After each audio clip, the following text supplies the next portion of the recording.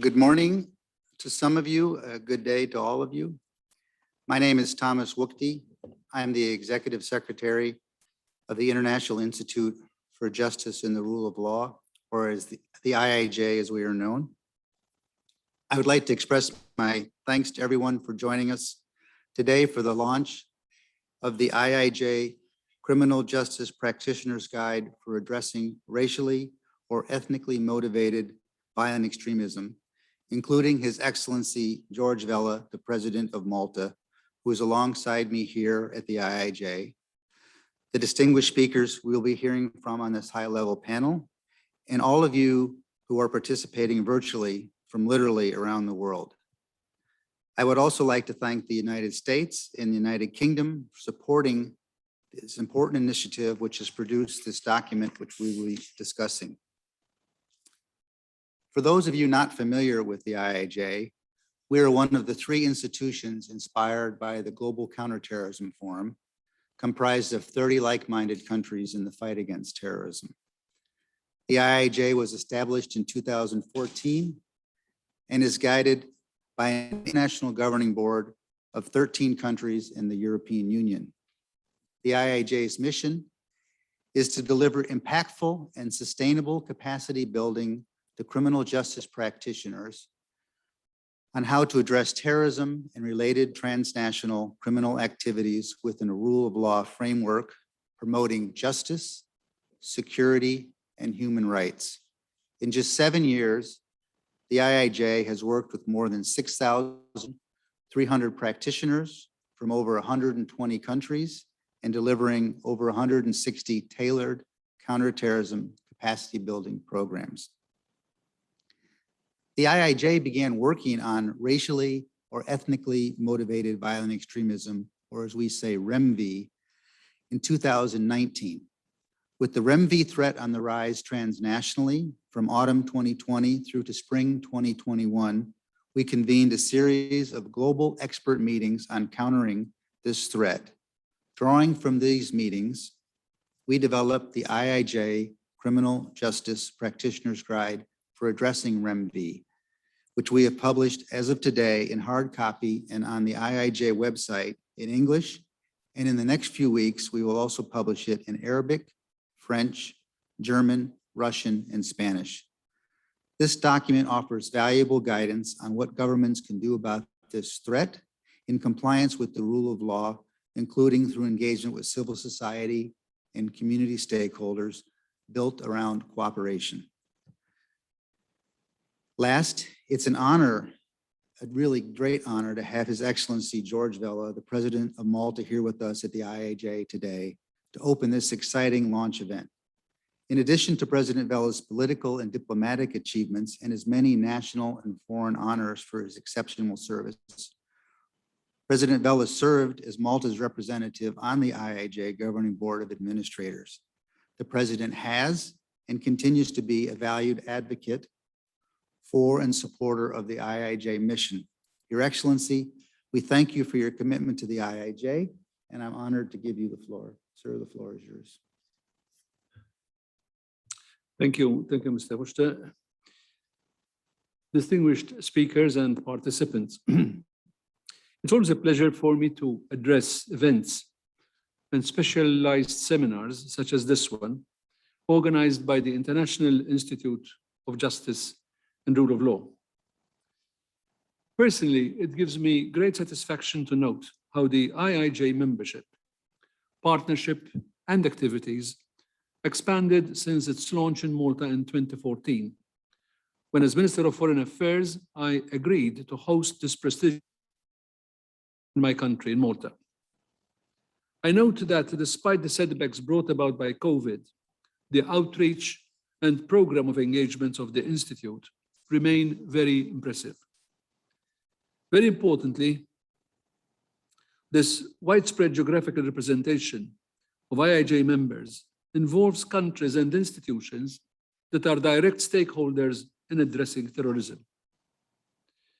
After all, it is worth reminding that the Institute for Justice and Rule of Law is funded by the Global Counterterrorism Forum, an informal, apolitical, multilateral counterterrorism platform that contributes to the international architecture for addressing terrorism in all its aspects.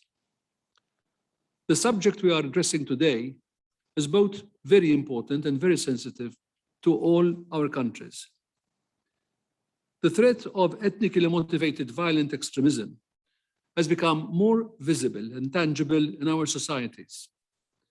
The United Nations Security Council Counterterrorism Committee reporting a 320% increase in extreme right-wing terrorism globally in the last 5 to 6 years.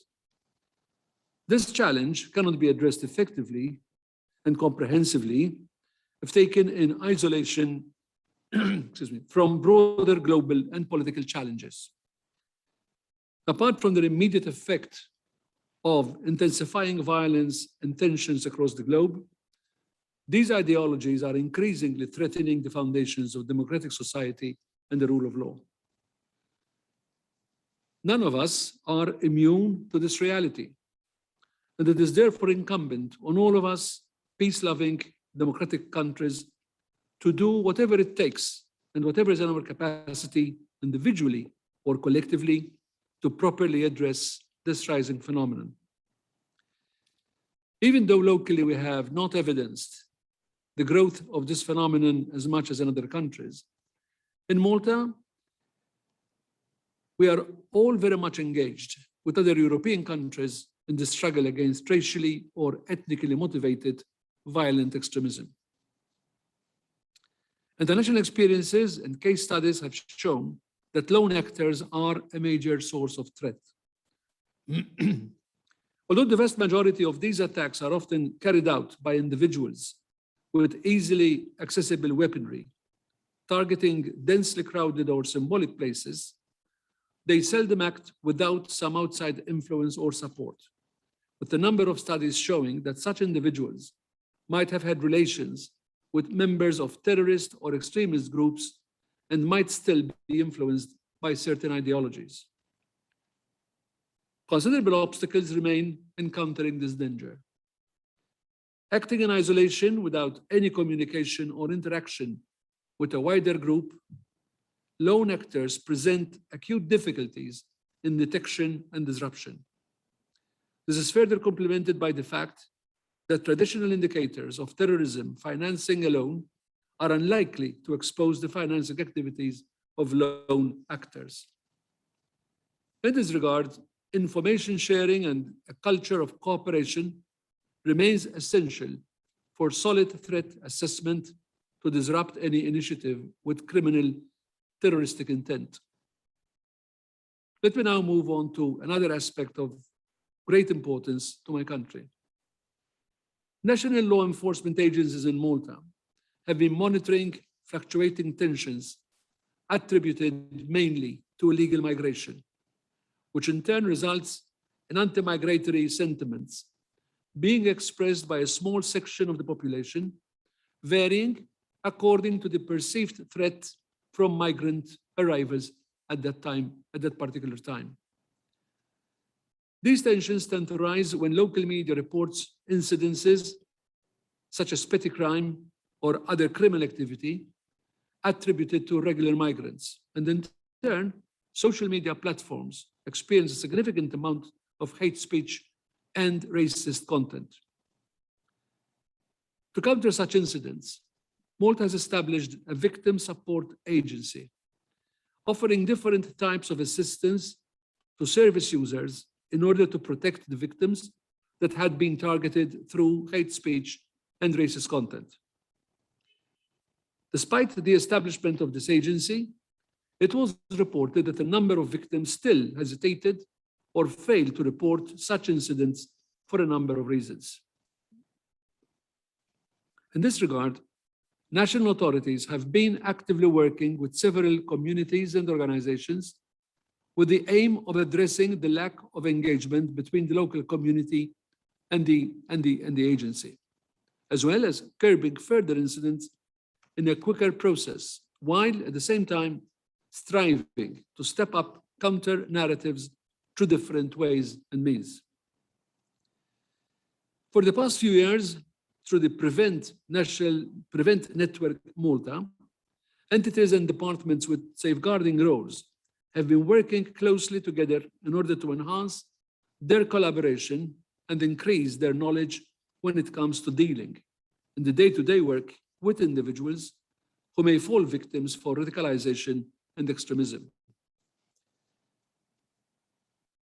While Malta has not yet experienced extreme scenarios, the authorities and especially the Ministry of Home Affairs, National Security and Law Enforcement remains fully committed to the prevention of and the fight against extremism and terrorism. In conclusion, Malta will continue to do its part in countering and preventing extremism locally and internationally, especially through the work of the Global Counterterrorism Forum in the United Nations more broadly. Finally, I share with you my hope that the IIJ will continue to grow steadily and robustly in its efforts to attract members and partners that are ideally placed to share experiences and best practices on countering terrorism and extremism in all its manifestations. I wish you fruitful deliberations and continued success in your very important work intended to make our countries safer places to live in. Thank you very much.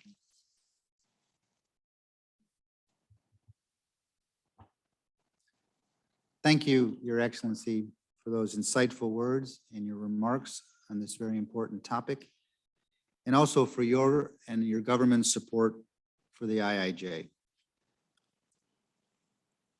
We will now be hearing from two high-level speakers from the United States and the United Kingdom about the challenges we face in REMVE threats and how we can work together to address them. I'd like to first introduce Mr. John Godfrey, who serves as the U.S. Department of State's Acting Coordinator for Counterterrorism and Acting U.S. Special Envoy for the Global Coalition to Defeat ISIS. Mr. Godfrey, a career member of the Senior Foreign Service, came to the CT Bureau from Embassy Riyadh, where he served for more than half of his 2015 to 2018 tour as Acting Deputy Chief of Mission, and before that as political counselor. And from 2013-14, he was Chief of Staff for then Deputy Secretary of State Bill Burns during a period of intense events worldwide, including the emergence of ISIS. John, the floor is yours. Thank you. Thank you very much, Executive Secretary Wukti, for your stewardship of the IIJ and of today's launch event. I would also like to thank His Excellency George Vella, President of the Republic of Malta, for participating today and for his insightful remarks. And I also want to applaud the IIJ itself for its release today of the new Criminal Justice Practitioner's Guide for Addressing REMVE. I'm just going to hold this up. We just received this in the mail, which was very exciting, and for its leadership on this important and timely initiative. This effort brought together practitioners and subject matter experts from over 20 countries and international organizations over the past year to identify global good practices for criminal justice practitioners to counter racially or ethnically motivated violent extremism, or REMVE as we call it, which includes what is often referred to as violent white supremacy or far-right extremism or white supremacy.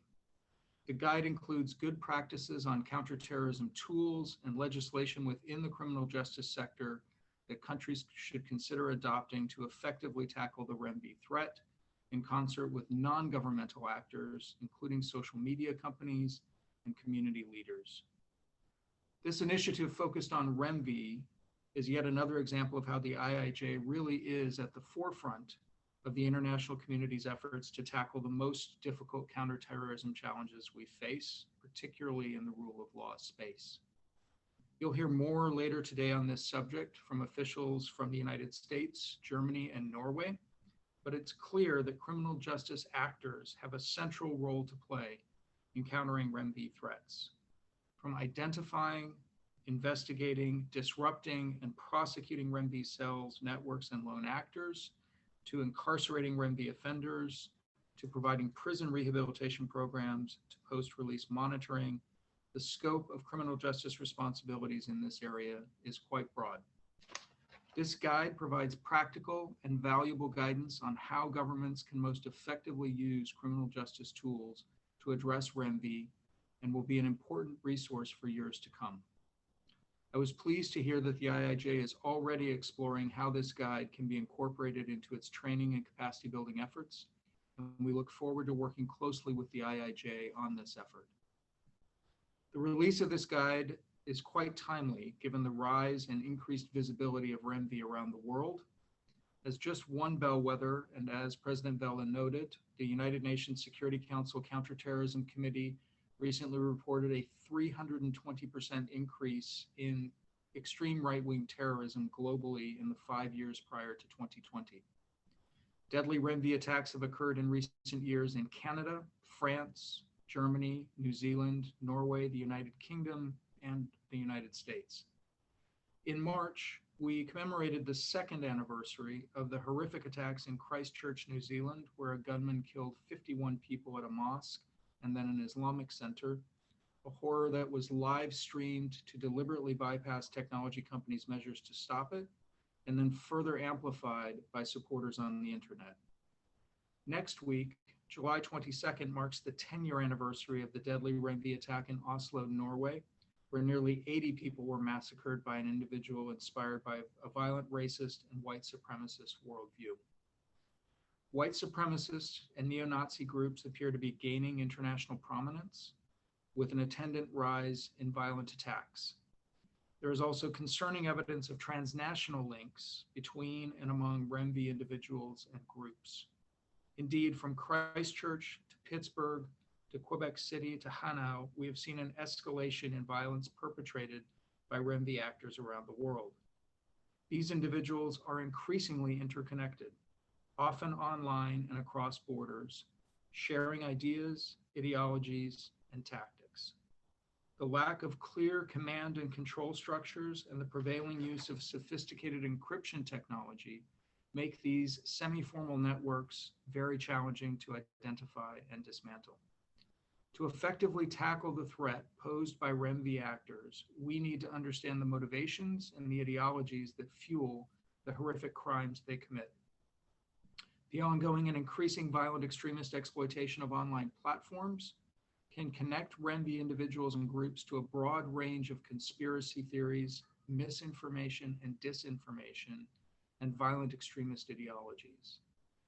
These actors often use coded language and symbols that keep changing, which complicates efforts to identify REMVE actors and address the threats that they pose.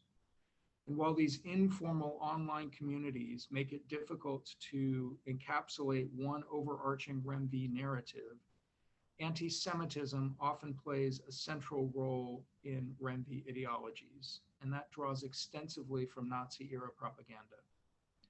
Many attacks by REMVE individuals and groups are self-funded, but REMVE actors also raise money from a variety of licit and illicit sources, including merchandise and music sales, donations from individuals, counterfeit criminal activities such as narcotics and weapons trafficking and selling counterfeit goods, and providing military training or military style training to other violent extremists.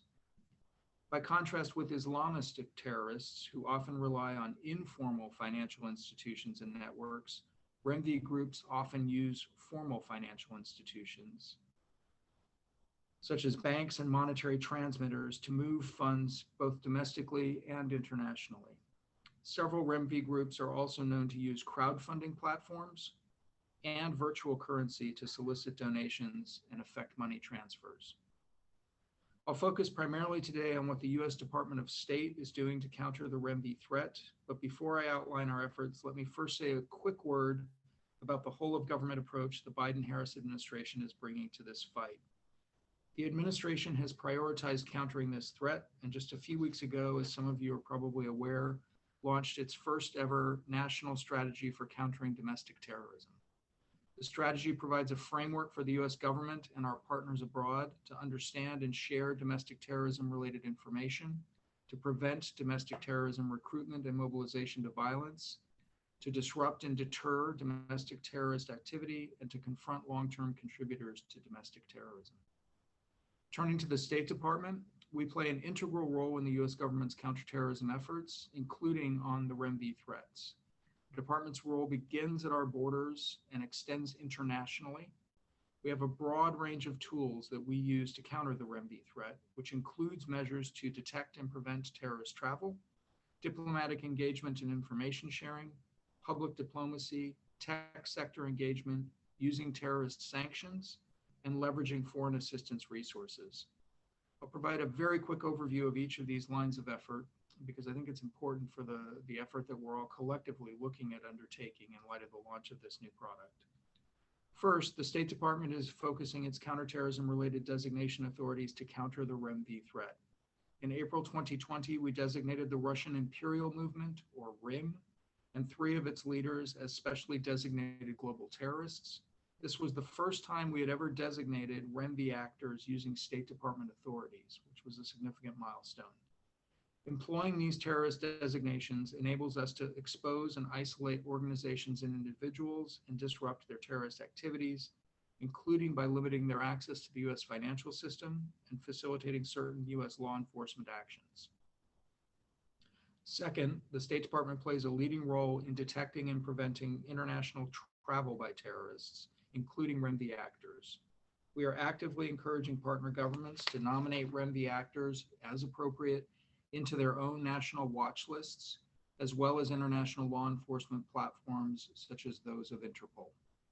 This strengthens border security screening measures to better identify and counter REMVE travel globally. Third, through diplomatic engagement via U.S. embassies abroad, the State Department proactively engages with foreign partners to bolster information sharing and cooperation on efforts to counter REMVE. We are also engaging our foreign partners, as well as technology sector and civil society partners, through multilateral fora, such as the Council of Europe, the Global Counterterrorism Forum, the industry-led Global Internet Forum to Counter Terrorism, the Organization for Security and Cooperation in Europe, HDAIA, and the United Nations.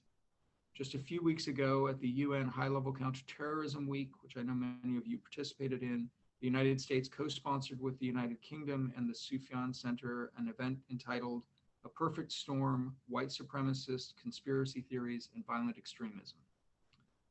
Fourth, public diplomacy offers an effective, proven tool in countering REMVE. We are leveraging international platforms to build the capacity of local governments to manage the REMVE threat.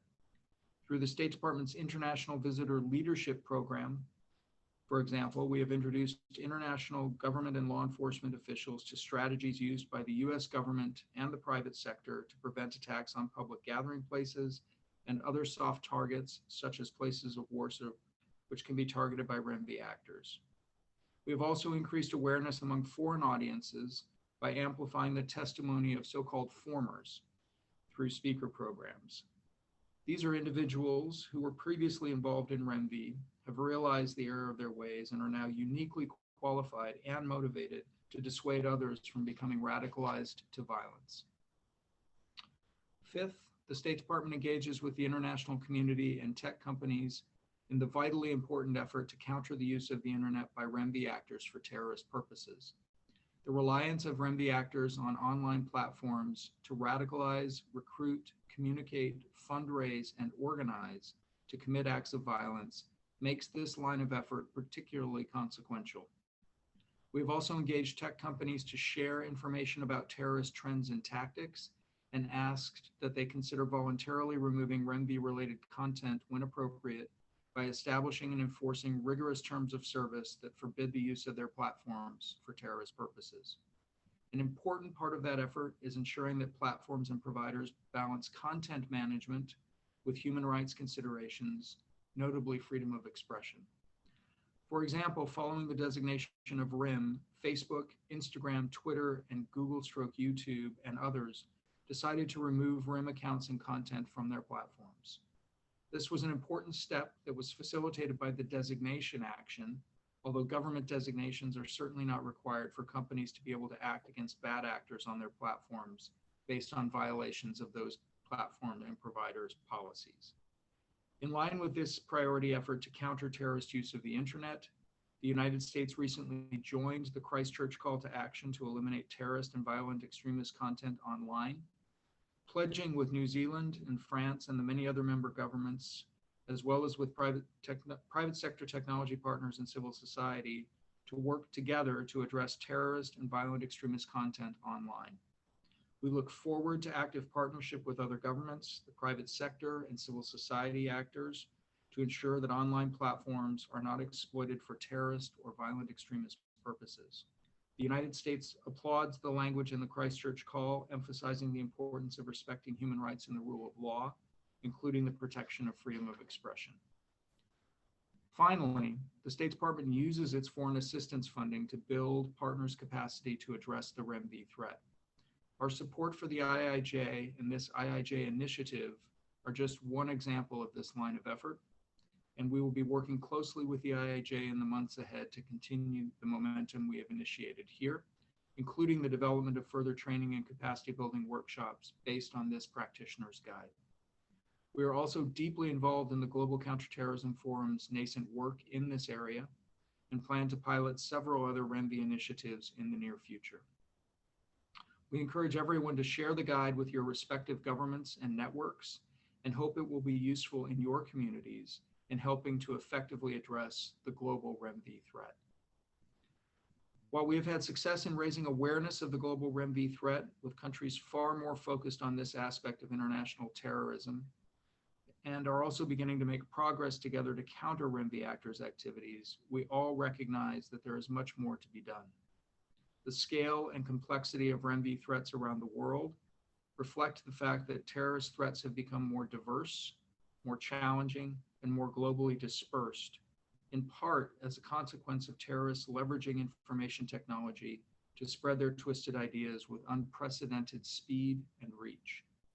It's important that we work together to help close gaps in our collective understanding of REMVE networks, groups, and individuals, including how loosely affiliated REMVE groups operate, communicate, finance, recruit, train, and plot. We are fully committed to further strengthening our efforts and to working with all of you and other partners in the global community to effectively address the transnational dimension of the REMVE threat. Thank you very much.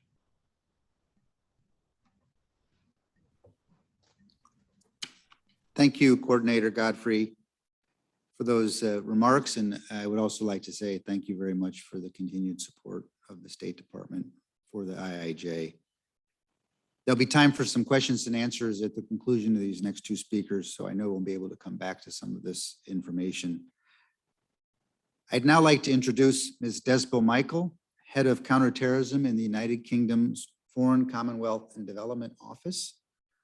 Prior to her current role, Ms. Michael led the Global Coalition Against Daesh's Communications Cell, using strategic communications to reduce the impact of Daesh propaganda and Daesh's ability to recruit fighters and supporters. It was the UK co-chair of the Global Coalition's communications line of effort. She has worked in foreign affairs since the early 2000s, working on a range of foreign policy and national security issues, including the EU, Russia, Balkans, South Asia, and Afghanistan, Middle East, and Africa. I look forward to your remarks. Despo, the floor is yours. Thank you. Good afternoon, everyone. Good morning and hello. I would like to start by thanking the International Institute for Justice and Rule of Law for driving and creating this incredibly important criminal practitioner's guide on racially and ethnically motivated violent extremism. The UK government is very proud to have supported this timely initiative alongside our US colleagues. And I would also like to thank the IIJ for arranging this launch event today and tomorrow, and for inviting the UK to provide remarks. And I will divide my remarks into sort of three themes, which is around the threat, the challenges, and what we can do by cooperating internationally.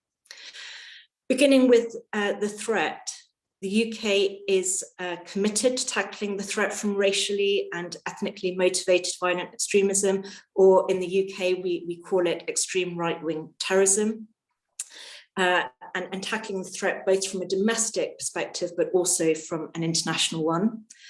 And although the primary threat to the UK and its interest is from Islamist terrorism, the threat from extreme right-wing terrorism has steadily increased over the last few years. The UK has seen 4 successful extreme right-wing terrorist attacks, all committed since 2016. And last year, there were 185 terrorist-related arrests, with nearly a quarter of these linked to extreme right-wing motivations. And nearly a third of disrupted terrorism plots since 2017 have also been related to these ideologies. As the Practitioner Guide points out, and as my very good US colleague John Godfrey has mentioned and also shown the guide, the threat from extreme right-wing terrorism is a transnational one as well. And in February of this year, the UN Secretary General Antonio Guterres commented that white supremacy and neo-Nazi movements are becoming more of a transnational threat. Large-scale attacks have occurred in Norway, in New Zealand, in Germany, and in the US, to name a few. And with many of these attacks, the perpetrators have drawn inspiration from each other. For example, the Norway attacks in 2011 inspired the New Zealand attacks of 2019, which in turn inspired further terrorist attacks. One of the UK perpetrators, for example, praised the Christchurch attacks and committed his act of terrorism in response the very next day. Inherently linked to the transnational elements of extreme right-wing terrorism is, of course, the online element, disruption of which will require concerted, multi-stakeholder cooperation across international partners, law enforcement, and industry to ensure efforts are coordinated and effective. Extreme right-wing terrorist groups and individuals have demonstrated their ability to manipulate numerous online platforms to provide a space for self-radicalization and conversations with like-minded individuals domestically and across national boundaries. From community building, networking, and information sharing to distributing manifestos and live streaming attacks, the features and design of certain platforms and apps provide the perfect spaces for extreme right-wing terrorism to thrive. Let's move on now to the challenges. When it comes to tackling extreme right-wing terrorism, the international community faces significant challenges. Firstly, extreme right-wing terrorist groups do not fit a typical group structure. There is often no hierarchy of individuals with a single aim or plan, and the ideologies individuals subscribe to are often in flux. This, of course, makes detection and disruption more difficult. In the UK, we consider prescription to be a very effective tool for disrupting extreme right-wing terrorist groups, both in the real world and online. It sends a strong message that terrorist groups are not tolerated and deters them from operating nationally by criminalizing membership and support of such groups with maximum penalties of up to 14 years imprisonment or an unlimited fine. To date, the UK has prescribed 4 extreme right-wing terrorist groups, including National Action, prescription of which has led to around 17 individuals being charged for prescription-related offences. The UK is currently in the process of prescribing a 5th extreme right-wing terrorist group, the BASE. An additional challenge is the methodology of the attacks or attempted attacks that we have seen. Many are low cost, low sophistication in nature, and the vast majority committed by self-initiated or lone act terrorists. For example, all 4 of the extreme right-wing terrorist attacks in the UK were committed by self-initiated individuals, and 3 of the 4 were carried out with easily acquired weapons such as knives and vehicles. We have seen similar attacks in other countries, and of course, this challenge is not unique to extreme right-wing terrorism, but should be factored into the wider international response. Another concerning trend emerging, which I want to mention, is the changing demographic of extreme right-wing terrorists and the increasing frequency of minors and young people in this landscape. In 2015, young people under the age of 24 accounted for less than 20% of extreme right-wing terrorist arrests in the UK. In 2020, they accounted for nearly 60%. So in the span of 5 years, that's gone up from 20% to 60%. We know that the so-called leader of the extreme right-wing terrorist group Feuerkrieg Division, which the UK prescribed in July 2020, was a 13-year-old boy based in Estonia. In the UK, of the 21 children we've arrested for terrorism offences in the last 12 months, 15 of them were linked to extreme right-wing terrorism. The UK has a programme called PREVENT, which seeks to tackle the causes of radicalisation and respond to the ideological challenge of terrorism in all its forms, including extreme right-wing terrorism, through encouraging disengagement from harmful narratives, and delivers this programme through something called Channel, which is the delivery branch of the PREVENT programme. And the Channel programme offers a wide range of support to the individual, including help with education or career advice, dealing with mental or emotional health issues, drug, alcohol abuse, and also providing theological and ideological mentoring from specialist cadre of mentors. And this programme and disengagement programmes like it are especially important tools in disengaging young people from extreme right-wing terrorism ideologies. I also just want to end on the threat side with the online nature of the extreme right-wing terrorist threat, because it is particularly challenging. Online platforms and apps allow international networking and upskilling. Terrorist manifestos, as we've seen, can be easily shared. Attacks have been live streamed, and the online community provides an echo chamber for self-radicalisation. I now would like to move on to international collaboration, and it's great to be here in this international forum.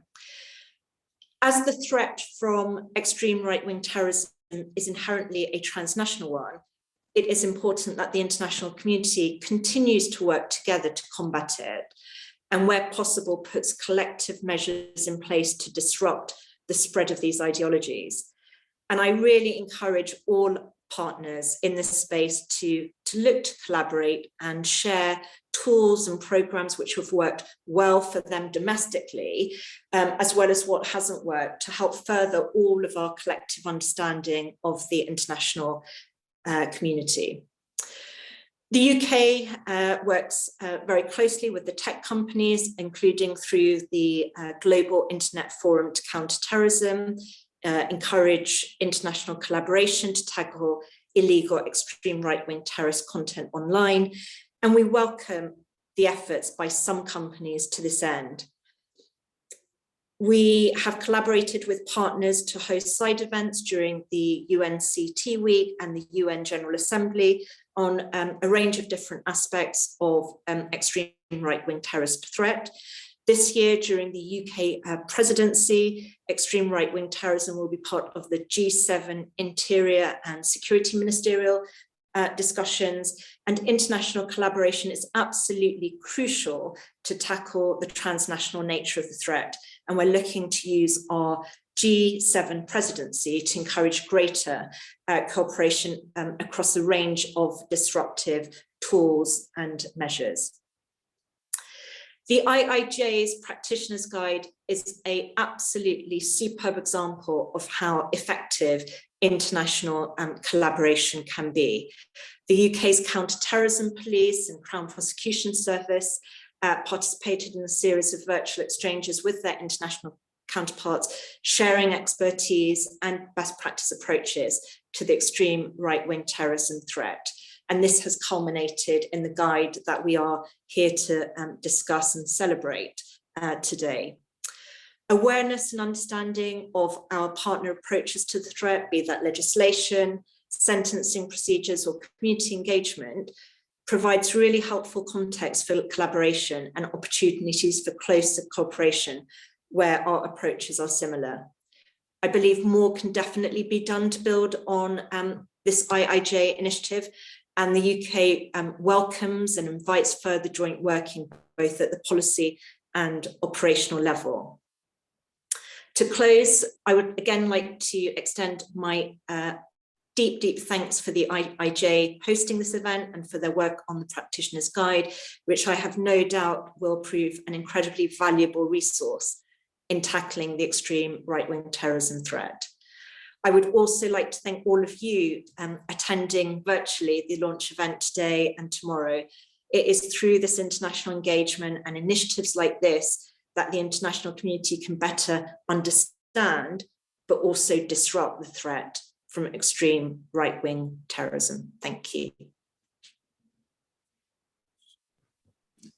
Thank you, Despo, for those remarks, which brought up a lot of great points. And as the moderator for this session, I'd like to take the opportunity now to ask each of you some questions related to your remarks. The first one is you both mentioned information sharing is very important to addressing REMVE. I'd like to pose the first question to John to talk about what ways we can bolster international cooperation and collaboration. John, the floor is yours. Thank you very much, Tom, and thanks, Despo, as well for those terrific opening remarks. There are a number of different platforms and vehicles for effective information sharing between international partners on this issue. I think that some of those are quite well known to people participating in this event today. We all, I think, have collectively come to realize, appreciate, and frankly rely on Interpol as a really important vehicle by which to aggregate information from different national authorities, including their watch lists and lists of known and suspected terrorist actors. That, I think, remains a really important sort of forum through which we can share information about threats related to REMVE. I think one of the things that's become very apparent to me in the now almost 3 years that I've been working in the Counterterrorism Bureau here at the Department of State is the importance of having technical applications that allow the information that countries provide to be pushed through Interpol and out to actual first-line practitioners. So that's police officers on the streets, but also customs, border, and security and officials at ports of entry. I think for a number of years, we had counted on so-called national focal points, which were often ministries of interior or perhaps police national headquarters, to take that information and ensure that it was getting out to those first-line practitioners. But one of the lessons we've learned is that that hasn't necessarily been the case, or certainly hasn't been as uniform as we would have liked. And so contributions by different partners that help enable the further reach of that information, I think is quite important. The other thing that I would say is that one of the things I think you heard both Despo and I talk about, and I was very pleased to hear her comment on it, is the importance of engaging with the tech sector. I do think that it's really impossible to overstate the importance of that line of effort or those lines of effort in trying to address REMVE. And one of the most important things that I think governments can do in particular is to help ensure that tech sector counterparts have a good, accurate understanding of the contours of the threat. And this is something that I think, as we've worked through this over the last couple of years, there's been a bit of an evolution in our understanding of how best to do that. I think some of the larger tech companies are actually quite sophisticated now in their understanding of the threat that REMVE actors pose. By contrast, some of the mid-sized and smaller companies, including but not only relatively new actors, that is startups, have both a less full understanding of the nature of the threat, but also, frankly, fewer resources with which to contend with it. And by that, I mean that they don't necessarily have the sorts of large government affairs shops that, say, a Google does. Part of that means that there's a greater premium on governments, I should say, proactively engaging with those actors, particularly because what we've seen in terms of the threat is a tendency of REMVE actors to start conversations focused on radicalization and recruitment in larger platforms, much more publicly known and accessible ones. And then once they have a dialogue going with individuals that they think might be subject to radicalization, to take those conversations into smaller encrypted platforms. And it's exactly those sorts of providers that I think we are increasingly focused on needing to engage. Let me stop there. Thank you, John, for those insights. I'll take the prerogative as moderator to combine then the first question with Despo and also the second question together then, because we sort of touched on both of those. So Despo, if I could refer back to you to talk a little bit about what more could be done for cooperation and collaboration, and then maybe you could also segue into that, the discussion about what could be done more within the tech sector. Thank you. Thanks. So building on what John has just mentioned in terms of what more we could do in terms of information sharing, I'd refer back to one of the biggest challenges we have, which is that when we talk about extreme right-wing terrorism, we're not talking about a neat group which sits within a single plan or strategy. And so that makes that information sharing, that intelligence on what we are all seeing becomes even more important. So making sure that that is happening both through bilateral channels and through multilateral conversations as well. So we are sort of sharing best practice approaches, both related to prevention, but also in terms of how best to disengage individuals or to protect those who are targeted by extreme right-wing terrorism. And I also would love to see more policy cooperation between international partners on this threat, given the transnational nature.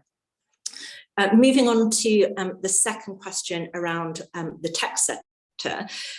So we're pleased at much of what the tech sector have done over recent years to improve the response to terrorist content on their platforms, but there is much more work to be done.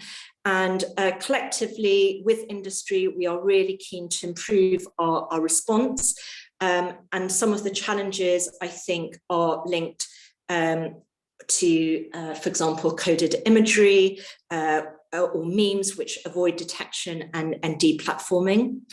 I'd also like to see what more we can do between the tech sector and the global Internet Forum to Counter Terrorism in terms of how could we be more proactive, how can we encourage the tech sector to engage with the global Internet Forum, how do you really develop innovative approaches which tackles extreme right-wing terrorism and content on platforms.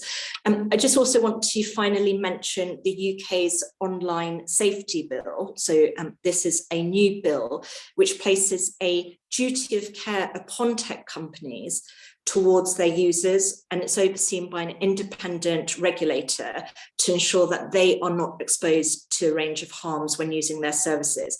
Terrorist content and wider hate crime is in scope of this bill, and companies will be expected to have appropriate systems and processes in place to prevent users from being exposed to such content. So I think that's a really important step forward. Thank you. Thank you, Despo. Those are great answers to both of those questions. And it draws us to the second one. I think I also would combine these two questions as well. The first one would be for John, is together. How do you see REMVE ranked in the national security structure now within the United States? And also, how does it compare to the terrorist threat from Al Qaeda and ISIS as well, as a new threat potentially? Thank you.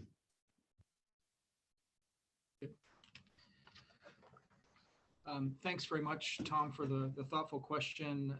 I think that REMVE represents a serious threat to the U.S. homeland and to U.S. citizens and interests abroad. Since 9/11, REMVE actors have been responsible for more attacks on U.S. soil than Islamist terrorists, which is something that's not necessarily well or widely understood. As I mentioned earlier, the Biden-Harris administration is prioritizing countering the REMVE and domestic terrorism threat.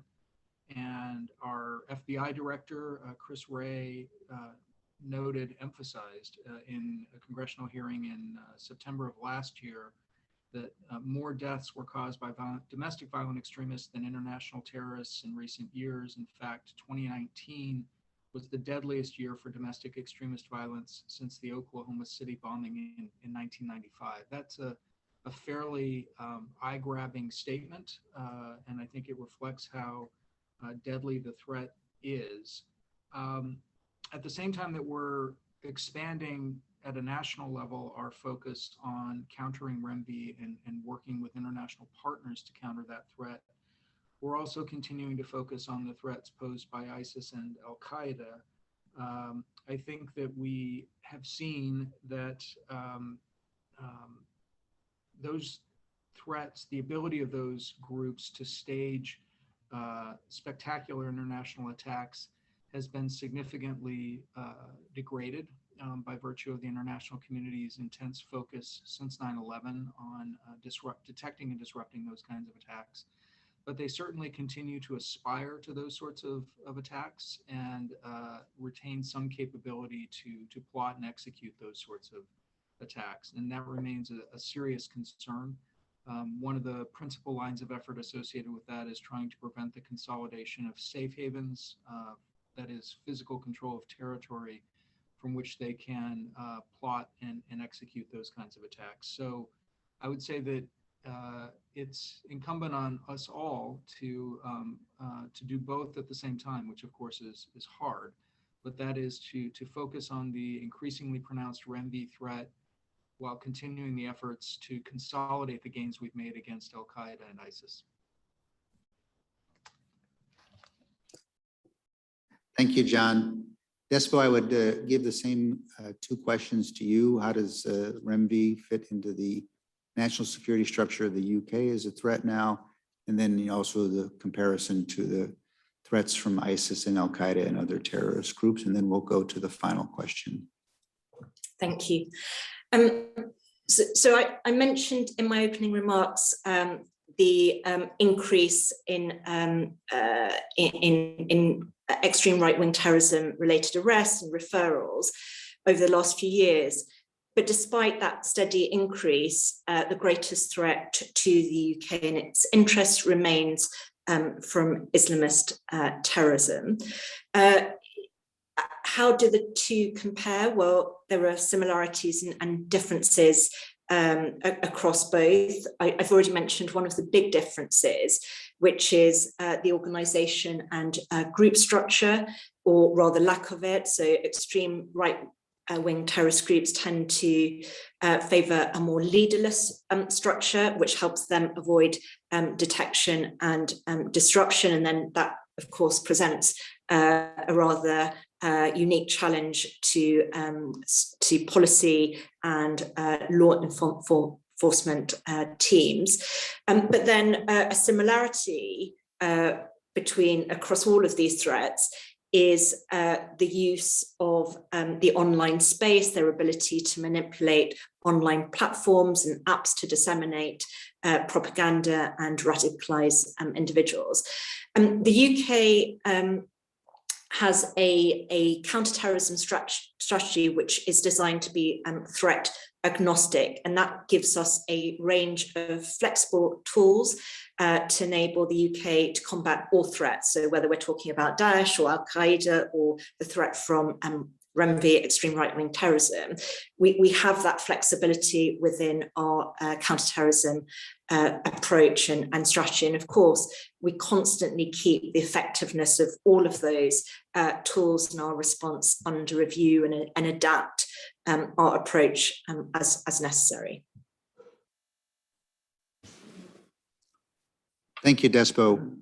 And so for the last question in this series of follow-ups to the introductory remarks from both of you, which were excellent, I would like to go to John again to talk about the impact of the COVID-19 pandemic on the REMVE threat. Please, John. Thanks, Tom. Yeah, very important topic. Really appreciate the question. It's been interesting to see how terrorist groups, including REMVE groups, have sought to exploit the COVID-19 pandemic. REMVE groups have been routinely spreading disinformation and conspiracy theories that falsely blame Jews, Muslims, migrants, Asian populations, Western governments, and other groups for the outbreak of the virus and its spread. And here I would just note that they're not alone in doing that. Islamist groups have characterized COVID-19 as, quote, God's smallest soldier, unquote, and sought to exploit similar lines of narrative to mobilize their believers or adherents to do certain things. So REMVE groups in Norway, Germany, Australia, and France have specifically linked anti-vaccination messaging to their violent extremist beliefs, and that has featured prominently as well in the messaging that they have employed to try to recruit further adherents. REMVE actors seem to see the COVID-19 pandemic and the international disruption that it has occasioned as an opportunity to ramp up attack planning and believe seemingly that governments are distracted enough by dealing with the COVID-19 pandemic that this creates some opportunity for that kind of threat. I think that is simply not consistent with the reality of the fact that we remain very focused on this threat here in the United States and partners abroad as well, and are working to counter it along the lines of effort that you heard Despo and I talk about in our opening remarks.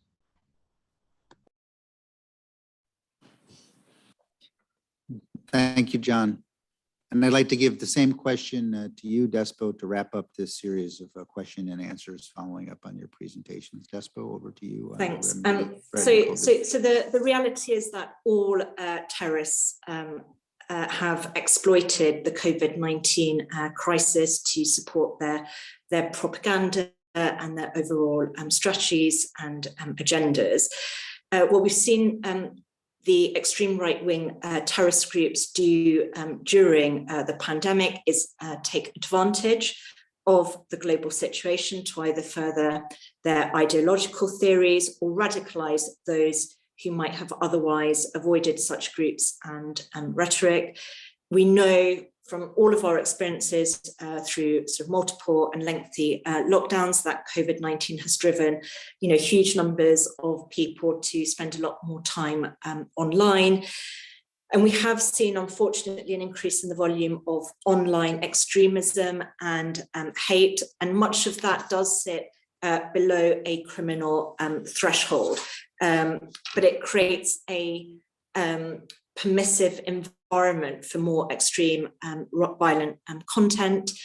In addition to that, the pandemic's also exacerbated some of the circumstances, some of the grievances in vulnerable societies. And we know that terrorists latch onto these to promote their brand of hatred and extremism, economic inequality or pre-existing divisions within communities.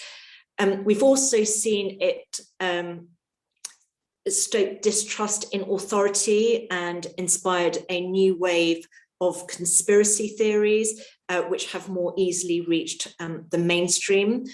And it's made us all feel a little bit more isolated, and it's made it particularly hard, I think, for young and vulnerable people to access the support services they rely on to protect them from extremist influence. So I think there are short-term, medium, but also potentially long-term implications of the pandemic on the threat from extreme right-wing terrorism. Thank you.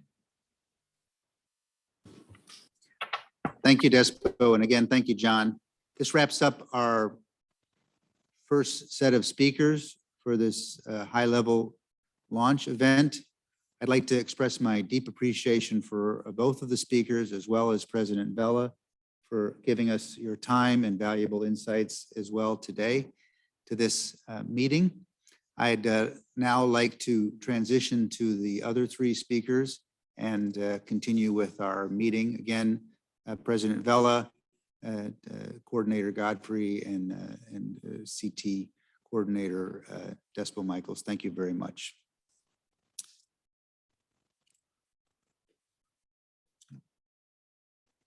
Going forward, we will now be hearing from three high-level speakers from the United States, Germany, and Norway. If you can just give me a minute to allow President Vella to depart the room.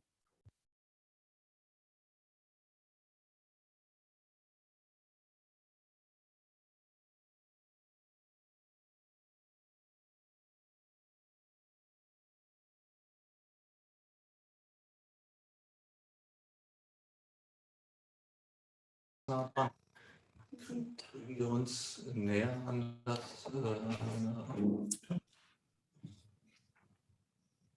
verstehen Sie, was ich meine? Ja. Der ganze Tisch ist vor mir. Links Thank you. wie unterschiedlich das Bild, deswegen frage ich mich jetzt, welches am beiden gezeigt wird. Frederica, you can go over to me now. Ja, gut, lass das.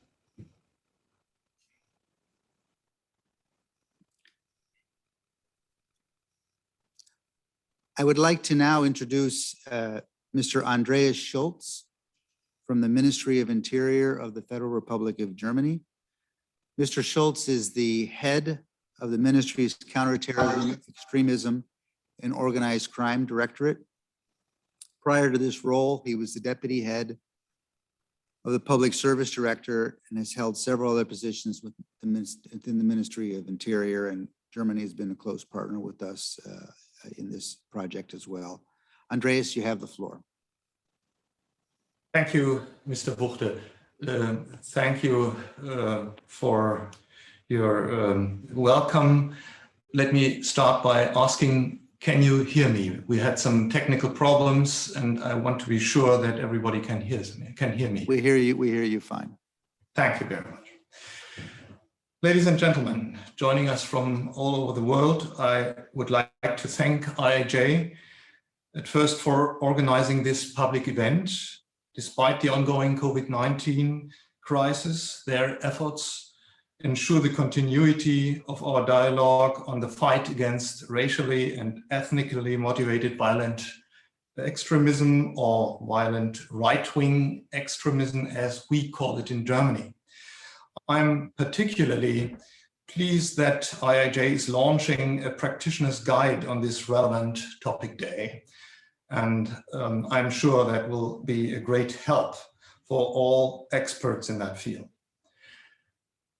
REMVE and right-wing terrorism are the greatest threat to internal security, at least in Germany, to our assessment. 3 serious violent crimes motivated by right-wing extremism were committed in Germany within 9 months.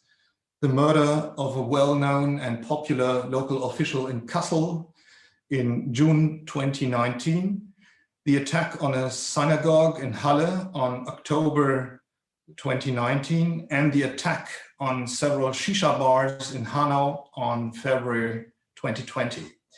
The overall number of right-wing extremist crimes in Germany is rising, increasing most recently by 5% in 2020 compared to the year before. The COVID-19 pandemic has also had a major impact on the development of right-wing extremism. Through demonstrations against government action to contain the pandemic, right-wing extremists are trying to gain acceptance among the mainstream. Repeatedly, right-wing extremists were able to protest alongside ordinary citizens and leave their stamp on the action. As just one example, during a demonstration in Berlin in August 2020, protesters stormed the steps of the Parliament building, resulting in powerful images for the news and social media. Right-wing extremist and anti-Semitic conspiracy theories, such as those spread by the QAnon movement, have gained support during the pandemic. The internet facilitates the spread of right-wing extremist thought and conspiracy theories. Along with the established social media, alternative information channels are used to disseminate conspiracy theories and disinformation. The internet also functions as an echo chamber for hate and incitement, where right-wing extremists reinforce each other and become further radicalized. Right-wing extremism has a strong international dimension, particularly on the internet. We also heard that from the other speakers. Although perpetrators motivated by right-wing extremism often act alone, they are in contact with each other, at least indirectly, by means of virtual image boards and forums, sharing their views and discussing each other's activities. In this way, right-wing extremist ideologies in different countries become increasingly similar. This is why the fight against REMVE requires international solutions. The Practitioner's Guide is an important step in that direction. It compiles good practices from different countries and helps criminal justice practitioners find appropriate responses to this dangerous phenomenon. In the spirit of the guide, in the following, I would like to give you an overview of the good practices we have developed in Germany to fight REMVE. I'm speaking from the perspective of a security expert at federal level, responsible for police and secret service issues. Fighting REMVE, I already remarked, is and will continue to be an absolute priority of Germany's federal government. To manage this important task, several hundred new staff positions have been added to the federal security authorities in the previous 2 years. An important element of our strategy for fighting REMVE and politically motivated crime is to look at the situation, is to maintain an ongoing detailed overview of how many offenses of this kind are committed. This is why in 2001 we started recording politically motivated crime using the following categories: right-wing extremists, left-wing extremists, religious ideology, foreign ideology, and others. When determining whether a crime is politically motivated, the external circumstances and the victim's perspective play a major role. Criminal offenses are recorded at the start of the police investigation So these are official police statistics. By collecting these statistics, we are able to recognize trends and respond to them at an early stage. We also believe that all measures allowed by criminal law must be taken at the first signs of REMVE radicalization. This can prevent people from becoming caught up in such ideas. Sharing hate speech on the internet often indicates a process of radicalization. REMVE insults, incitement, and calls to commit crime are punishable under German law. Since 2016, the Federal Criminal Police Office and the State Police have conducted joint action days at least once a year focusing on such online hate speech. On these action days, police conduct searches or question people who are suspected of disseminating punishable hate speech on the internet. This is intended to demonstrate that the internet is not a lawless place and that spreading hate and incitement has consequences. It also sends an important signal to those who are targets of hate speech. During Germany's EU presidency last year, a number of other European countries also took part in such an action day for the first time. This shows that we stand together internationally in the fight against online hate speech. Europol took the initiative and held a referral action day in May of this year, on which right-wing terrorist content was reported to internet providers so they would delete it. In addition, Germany's new act to fight right-wing extremism and hate crime went into effect in spring. This requires providers of major social networks to report to the Federal Criminal Police Office hate crime and certain other crimes committed using their platforms. The office created a new central unit for this purpose. This will allow us to fight right-wing extremist hate crimes on the internet even more effectively. The requirement to report criminal content to the Federal Criminal Police Office is triggered by complaints from network users. To fight REMVE effectively, we need the help of the civil society. No one should simply look the other way when someone is subject of racist insults. It is important to be alert and take action if someone you know is becoming radicalized. This is especially true when it comes to the internet. The security authorities often have a difficult time detecting people who do not move in the classic extremist circles. Our domestic intelligence service set up a special telephone hotline for that very reason, for people to call in such cases. For sure, people become radicalized not only on the internet. Conventional REMVE organizations continue to play an important role. They disseminate their ideas in society, particularly by organizing right-wing extremist events such as concerts and seminars. Anti-constitutional organizations can be banned in Germany. Association bans are an instrument to prevent subversive activity. They are an expression of a strong democracy. Banned associations are dissolved and their assets are confiscated.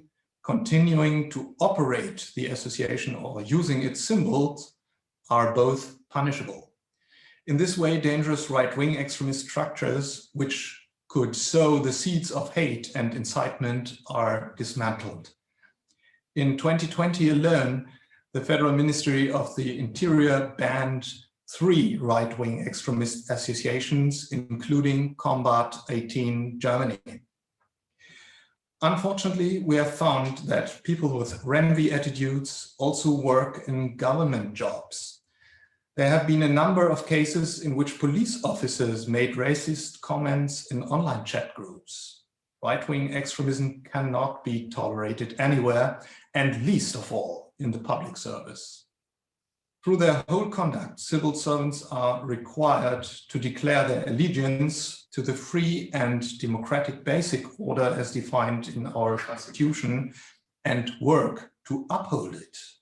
Anyone who does not acknowledge that all people are equal has no place in the public employment. To combine our efforts to oppose right-wing extremism in the public service by activities of public employees, we created a new central office at our domestic secret service. In October 2020, this office produced its first report on right-wing extremism in security authorities. Going forward, the office will extend its reporting to encompass their entire public service. Another instrument in our toolbox is the systematic disarming of REMVE individuals. In many cases, these people are affiliated to guns and all types of other weapons. This creates real danger for our civil society. For certain firearms and weapons, you need an official license for possession and use. We deny or cancel these permits when we get indications that the owner is not reliable anymore. Extremism is such an indication. When examining how we can better equip our security authorities to fight REMVE, we also always ask ourselves, what tools do we already have to fight Islamist extremism? Fighting that has been a government priority for the past 20 years, so we have gained a wealth of experience in this area. Could any of these tools be useful to fight REMVE too? Here I should mention that Germany's security architecture maintains a division of labor between the intelligence services and the law enforcement authorities. As an intelligence service, our domestic secret service is only authorized to gather information on potential threats. By contrast, the law enforcement authorities, including those responsible for state security, are not authorized to gather intelligence. This means information which is not supposed to be used directly for crime investigation or crime prevention purposes. But they do have the authority to carry out classic policing tasks.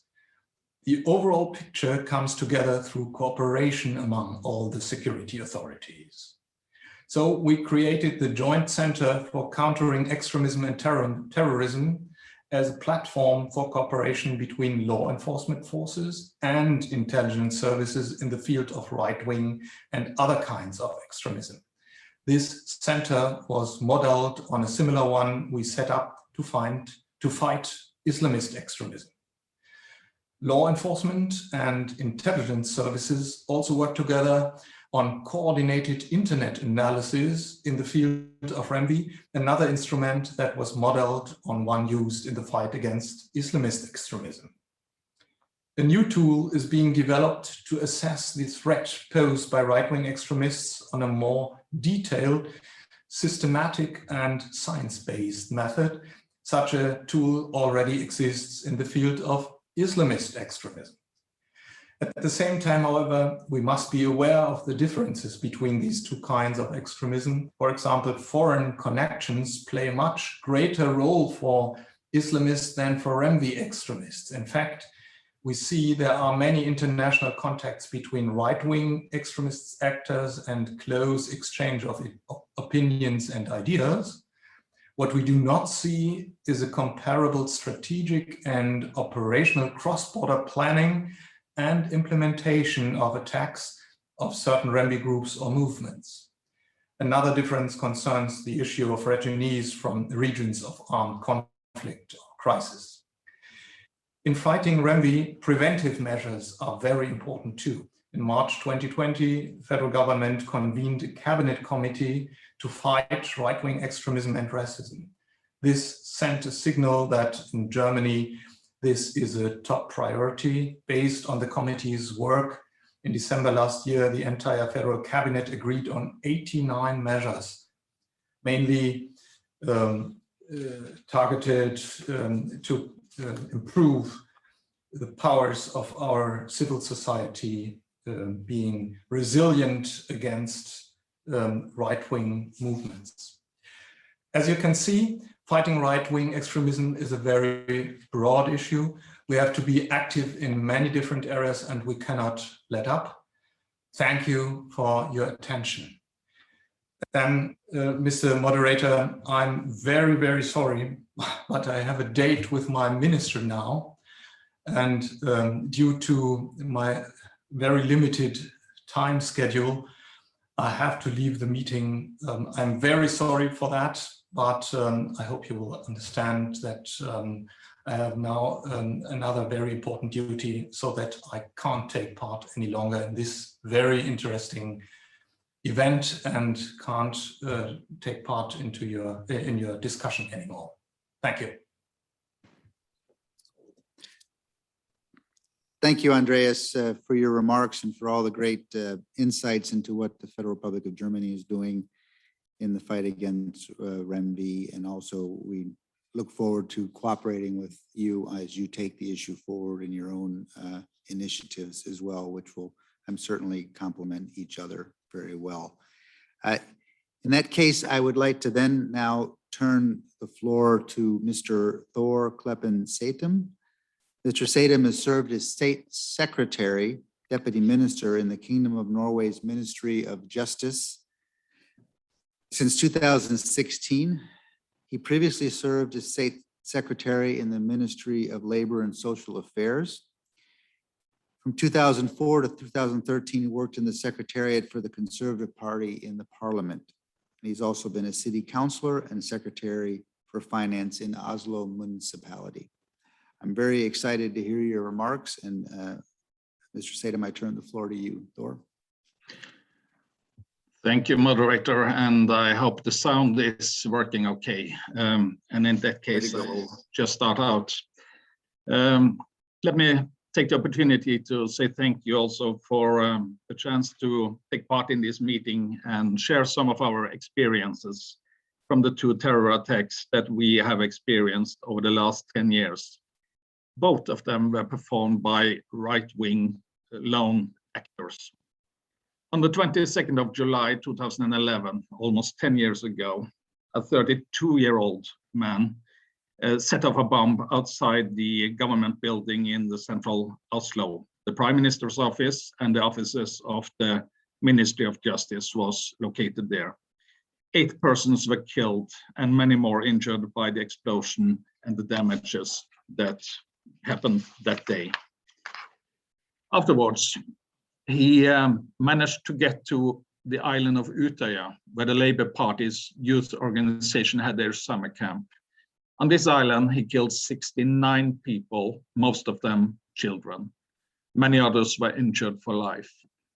And 2 years ago, on August the 10th, a young man close to 22 years of age attacked a mosque in Bærum outside Oslo. He did this after killing his own stepsister, who was adopted from China. Luckily, he didn't manage to kill anyone in the mosque, but he had a clear intent to do so. Both these Norwegian right-wing terrorists were motivated by hateful and racist views on immigration, especially Islam, as well as white supremacist ideologies. The 2011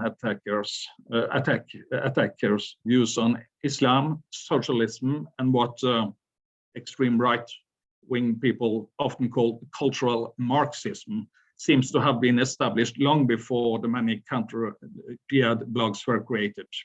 On the whole, online radicalization seems not to have been important for his early radicalization process. However, these blogs may have certainly have strengthened his radical thinking later on in the process. The fact that he repeatedly was rejected by several people whom he looked up to may have had a decisive influence on his violent radicalization. And we know that he also had a complicated relation to his own mother during childhood. It is likely that the terrorist never discussed his plans with anyone online. He was, however, an extremely dedicated online gaming enthusiast. He spent enormous amounts of time playing online violent games in isolation from friends and relatives. This may have had an impact on his disposition to engage in extreme violence. The terrorist from 2019, 2 years ago, on the other hand, has himself underlined how important the internet and online groups have been to his radicalization process. Also, in addition to the 22nd of July attacks 10 years ago, the attacks in Christchurch in March 2019 represented an essential inspiration to him. The lack of reported warning signs on the 2011 attack terrorist to the police can be explained both due to his self-inflicted isolation and his high level of security awareness. The second terrorist in 2019 attended a Norwegian school specializing on outdoor activities and was observed closely by fellow students. Some of them, and also his close family, were concerned about his extreme views. One fellow student warned the principal at the school, expressing concerns about his right-wing attitudes. However, after talking to him, the school management decided that there was no reason to involve the police. His family ascribed his attitude as being one of his many identity phases, and that also this phase, as the many previous ones, would eventually blow over. It must be stressed that the radicalization accelerated rapidly the last 2 weeks before the attack. This may have left little time for the family to overcome a personal threshold and contact the police. One component of the 2011 terrorist needed for his preparation was ordered by mail from another country. This was registered by the Norwegian Customs and reported to the police security services. However, they did not act upon these tips.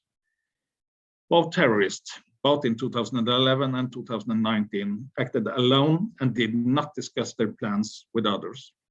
Thus, there was no digital or physical communication for the police security service to act upon, as either of the terrorists were on the police radar. Any communication would nevertheless probably not have been discovered, to be honest. The police and the police security service work prior to and during the 2 terror attacks in Norway have been evaluated heavily. Most of the conclusions have involved police preparedness and handling of tips. After the 22nd of July attacks in 2011, the Norwegian police's ability to handle terrorism and other serious crime has been significantly strengthened.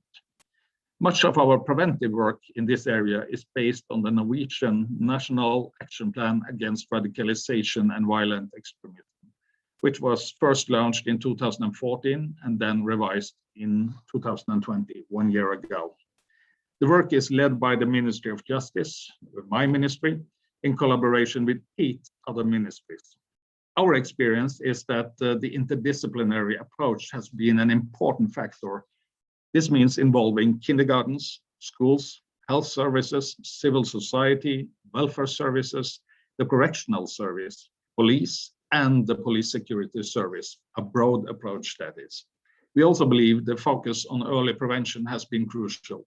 We have prioritized increasing the knowledge about risk factors, different violent ideologies, and effective preventive measures. Educational institutions are among those with the closest contact with young people and younger adults. They are therefore an especially important part of the preventive work. To this end, we have launched extra learning resources for the school system to support their work in preventing radicalization, anti-Semitism, racism, and undemocratic attitudes. And it has been an inspiration to us to experience the interest shown from other countries for the way we have organized our action plan.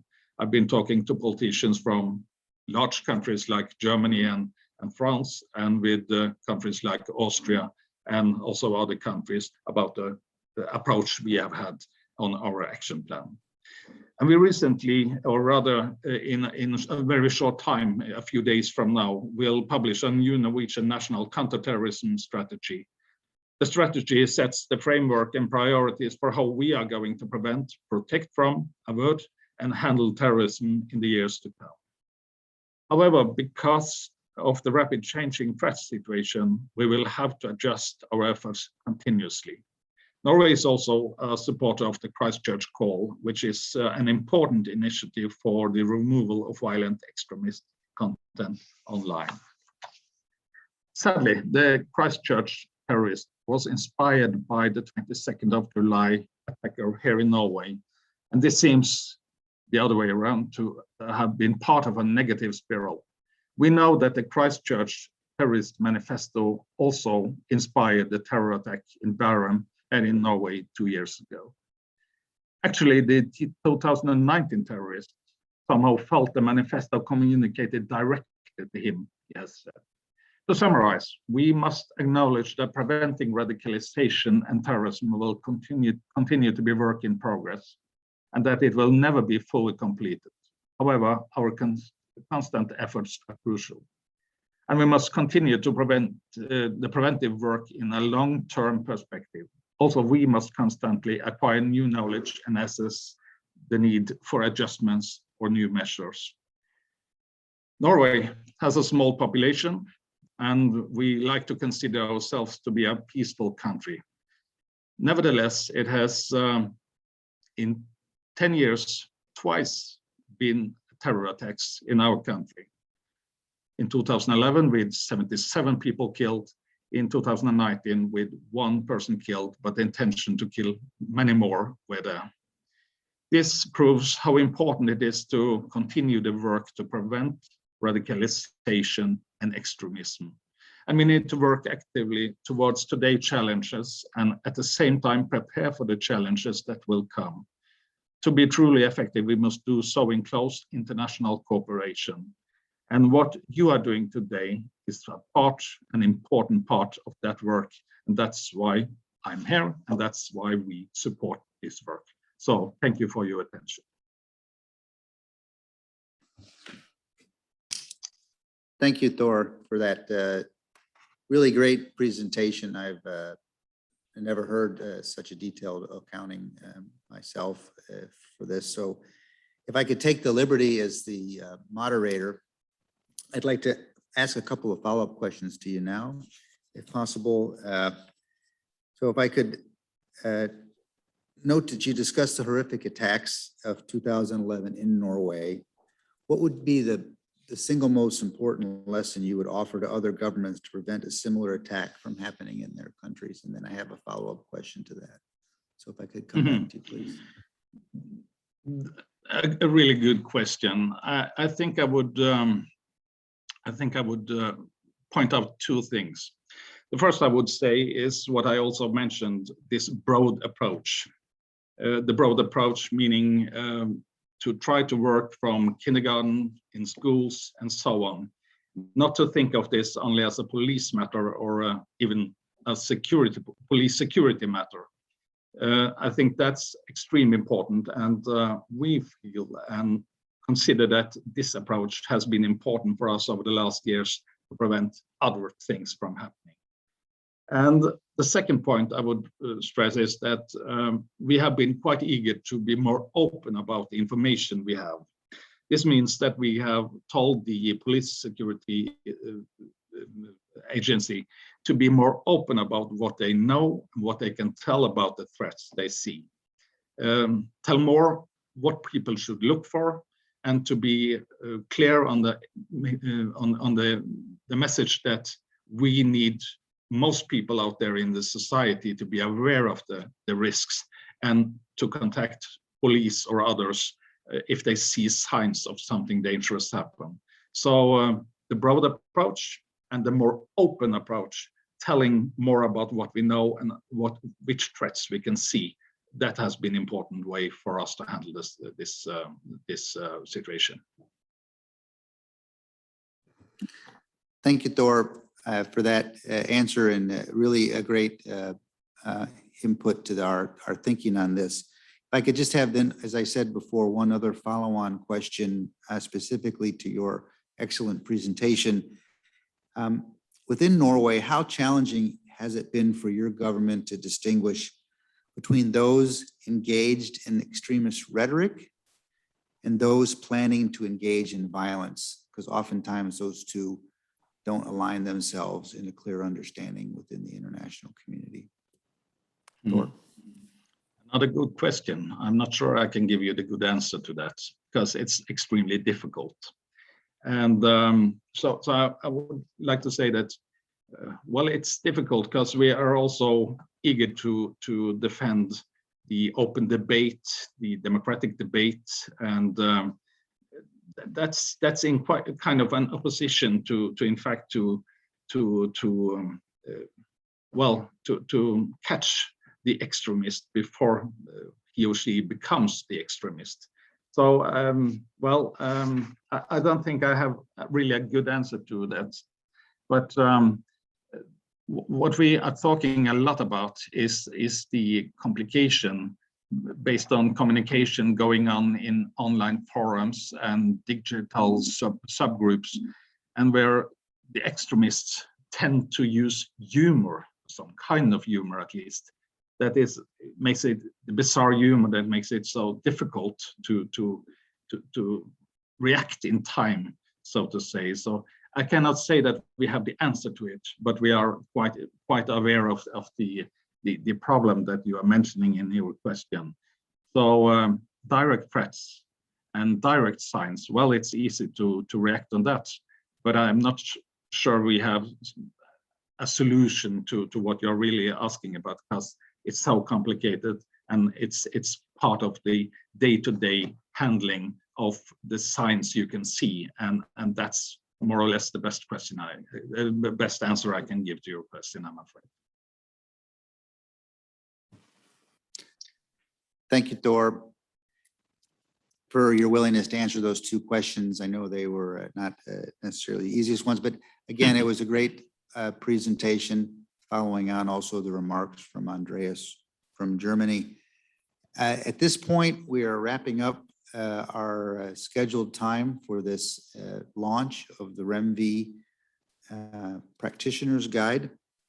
I'd like to express again my thanks to all of our distinguished speakers, as well as the United States and the United Kingdom for their support, as well, again, His Excellency George Vallow, the President of Malta, for opening the first day of this launch event and for remaining with us for so long, along with the other two opening speakers, Coordinator Godfrey and Ms. Desmo Michael.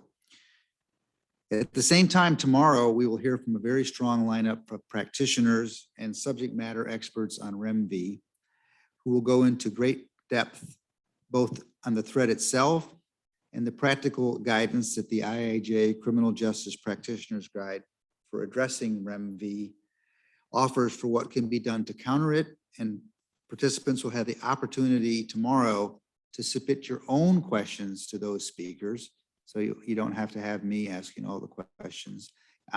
So for all the criminal justice practitioners, policymakers, and civil society representatives in today's audience, we hope that you join us for tomorrow's program as we really get into the details of this guide and how we plan to take it forward to raise the bar of standards in the international community.